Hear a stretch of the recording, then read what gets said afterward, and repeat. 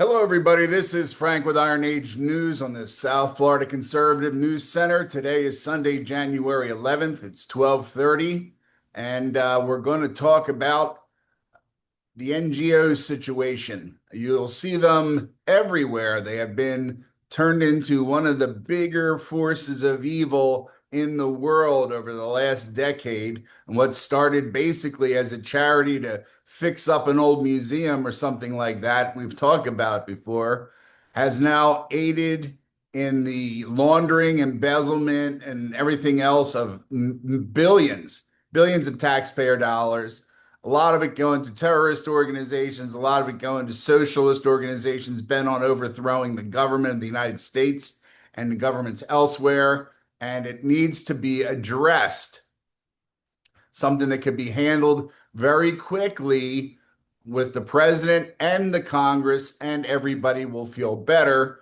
Probably the Congress wouldn't do it because a lot of political action committees, or whatever you want to call them, are based on the same charitable situation.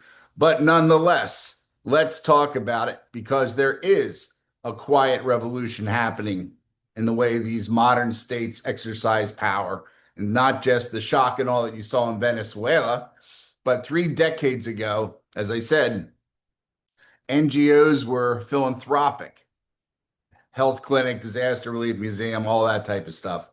Today, the largest NGOs function like little hostile governments, and they inflict their influence wherever it's possible worldwide. For us right now, more especially in the United States, where it has paid for Black Lives Matter, paid for anarchist groups, paid for the everybody you see in the street, Summer of Love, all that, almost all that is a function of an NGO. And there has been no repercussions.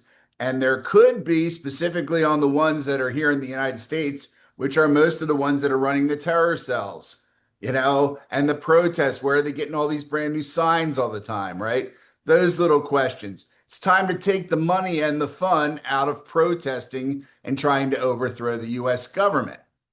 So it isn't a problem that these things exist on paper.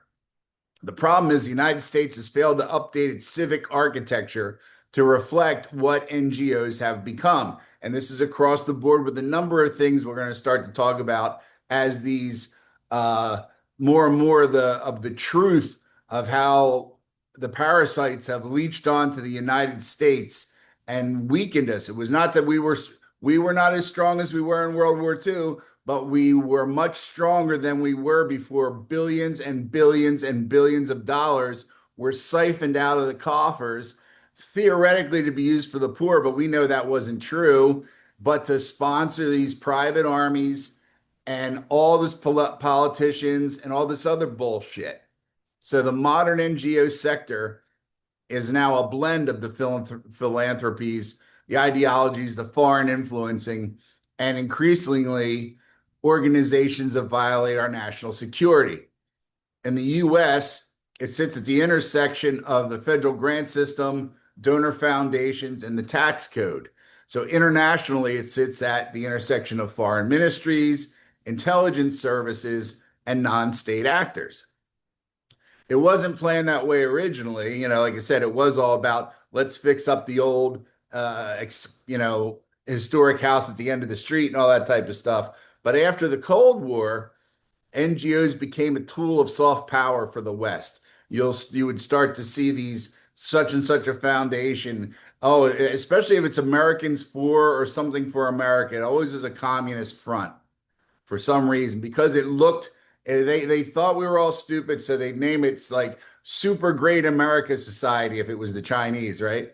So the United States used civil society to promote democracy abroad. Theoretically, with some of these groups, I would say the splashback from the shit fountain was more on us, but soft power, as we say, cuts both ways. Today, adversaries, activists, and ideologues use the same playbook much more deftly than we did, and not for democracy promotion, but to influence U.S. domestic politics and U.S. foreign policy, let alone breaching and rendering null the Constitution of the United States. So you have three modes of weaponization here we're going to talk about. It's grant-mediated political activity, which is this federal and state grant system funds community aid and justice initiatives that quietly spill into political activism. We watch versions of this during the Summer of Love, where welfare foundations and legal aid foundations and community grants fed into the bail networks, the protest logistics, and ideological warfare. These guys were ripping the shit out of cities, and they were just walking in and out of the courts, paying their bond. Their bond was paid for. If they returned, fine. If they didn't return, fine. Because on the other side of this was a captive judicial system where the judges were in favor of it and would just let them go with a slap on the wrist, or the police wouldn't arrest them at all. Investigations in multiple states have now since exposed massive fraud in the welfare industrial complex. You see it on the news every day, right? How many people have been put in jail except for these stupid Somalis who are not the head of the operation? Why isn't Governor Walz not being taken into custody?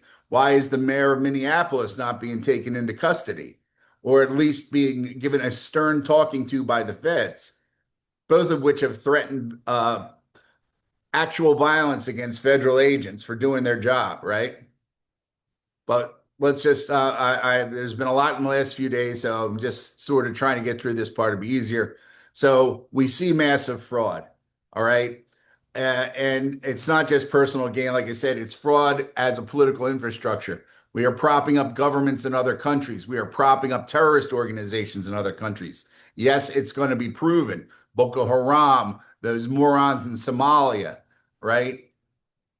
Muslim Brotherhood hasn't been brought up exactly, but Muslim Brotherhood. They're all being paid for by the stupid US taxpayer. So this is taxpayer dollars are political fuel without any kind of consent, without any kind of voting. All right. The foreign policy community knows this dynamic pretty well. Migration NGOs have become diplomatic actors. If I say it again about the Darien Gap, every NGO who was in the Darien Gap pushing those people up the pipeline to be raped and murdered and destroyed, every one of them should be taken out back, given some type of a trial, and then murdered, because they are mass murderers. They are instigators of a genocide. If we're going to use the term correctly, it's when you're pushing these people to have them killed, because that's what it was. Some are partnered, these organizations, or some are partnered with foreign ministries. Others coordinate with non-state groups, including the cartels. We're going to see more and more of that. Humanitarian language is the cover. A cute website is the cover. The underlying function is political. They influence who enters the United States, under what conditions, and with what legal posture. NGOs also lobby Congress. And this will be everyone's favorite, the Israel AIPAC, right? They're big. CARE, their arch enemy, also big. NGOs also file lawsuits to modulate enforcement and to run strategic communications campaigns. Taken together, this is foreign policy without elections, diplomacy without attribution, and governments without accountability. You, as a taxpayer, are giving most times the enemy of your state the money with which to bring the state down or to make more stupid people, and we already have enough. Okay, the magic trick here is legitimacy laundering. Okay, it's a term you should look up, and it is branding. The IRS treats a museum and an ideological political NGO the same, exactly the same. Foundations treat them the same, public treats them the same, but only one is a philanthropy, the other is a political organization. So in any other domain, this would be called what it is, legitimacy laundering. So the core issue, the US already separates soldiers from civilians, right? Elections from bureaucracy, kind of, really needs to get more work on that too. And the press from government. Once again, the press has been the instrument of other occupational governments in the United States as well as overseas. Look at the last 4 years before the Trump administration, right? but it has never separated philanthropy from political warfare. Congress created the incentives. Agencies created the grant channels. The IRS gave the tax status, and no one drew a boundary line. This isn't ideological panic. It's a policy failure, and it's very fixable. So first of all, we'll go to the guy who you know will put his hands on this, the President of the United States, Donald Trump. What should the executive do? Before Congress lifts a finger, the executive branch can activate authorities that already exist. They can audit the NGO grant recipients for political spillover. I'm giving you money to do flower arranging. You're giving money to Occupy organizations or Black Lives Matter or any of the other myriad groups, Act Blue, all that shit, right? You can claw back funds from fraudulent or ideological uses. CARE has been considered a terrorist organization now. Take the money back from them.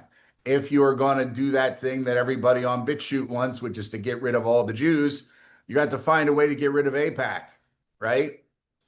Work yourself through that. That has to go. Okay. There are many organizations here in the United States that are fundamentally harmful to the United States. The state of Florida has a number of them that are fundamentally harmful to the state of Florida. I don't want to get into it right now because we would like to get a larger group of them so you can see the amount of shitbags that operate in the state of Florida, especially when it comes to land mismanagement, sneaking into our funds, and generally crapping the place up for $1. Okay. So, as I said, the president audit the NGO, take the money back from the fakes, apply foreign influence disclosure rules to NGO co-financing. Okay. He sponsors foreign terrorism. Well, he wouldn't be able to be there, but you know what I'm saying. Screen these NGOs operating at migration choke points under national security authorities. They haven't given up flooding the world with useless third world illegals. Look what's still happening in Europe. Almost every one of the organizations that puts somebody on a barge and ships them to Italy is an NGO that's being paid hard money from someone. Enforce the 501c3 restrictions on political activity. None of this requires a new law. It requires the will and the enforcement to do it. Okay, that would probably come out of the IRS office, which we know IRS is morally compromised going way back, and especially through the Obama and Biden administrations. However, there's got to be a few people that are afraid of losing their job that you can put onto this project. So that is being done, let's say in a perfect world, that's being done, and we're starting to sort it out. What should Congress do? Congress can then create statutory clarity, and this will never happen, by the way. I'm saying it knowing that the Democrats, especially 100% and 50% of the Republicans, will not do this. Congress can then create statutory clarity, separate philanthropic from political NGOs, condition tax preference on transparency, apply FARA, F-A-R-A, look it up, style disclosure for foreign finance, prohibit the grants activism elections loop, mandate periodic interagency reporting on NGO ecosystem risks. Who is it that looks like they're going to turn around and ship a bunch of weapons to somebody? Or who's going to mess around and suck a bunch of illegals into something else, right? Into slavery, into California, right? This is not about banning the NGO. It's about clarification. You have to classify them. They have to be, and it has to be disclosed, and there has to be accountability. You can't just, like I said, we're going to rehab the old Marsh house at the end of the street. Okay, well, what are you going to do? We're going to overthrow the government of the United States slowly but surely. Well, same thing, right? That's what we're talking about. NGOs are one of the most powerful political tools in modern society precisely because they're treated as apolitical. All right. They are in a group. We're going to talk about some of the other ones in the next couple of days, just short like this, so you get a feel for it. They operate in the shadows of philanthropy while performing functions once reserved for governments. Democracy doesn't require eliminating NGOs, although it could really get rid of a lot of them and take away their charitable. You take the charitable tax deduction out of this shit for these political idiots, and you're going to see some changes. It requires naming them what they've become and then governing them accordingly. This is not rocket science. It could be done if you had the political will. I would say push for the president first, and at least he could bang them up a little bit. Oh, and you know that they were all involved, not all of them, but the number of them that were involved in Act Blue. If you saw the scandal where they went to the old lady's house and there were like 700 people that were donating $100 to an organization because we were able to keep the names down, that's also the same kind of thing. So any questions or comments, you can get a hold of us here. We have the Substack thing. I don't know if it's on there. Some of the pages we're on are longer because they are the written word. www.southfloridaconservative.com usually runs longer and has more information. Substack sometimes does too, but if you're on BitChute, Rumble, or YouTube, this is all you're getting.